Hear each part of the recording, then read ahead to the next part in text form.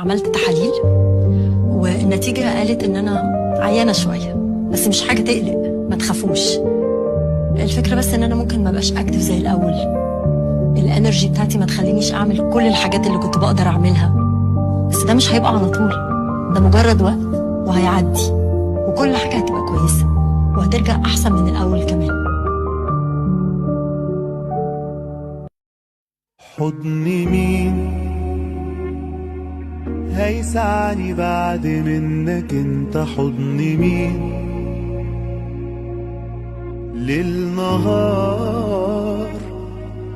بسأل عليك انت فين؟ ما بتتنسيش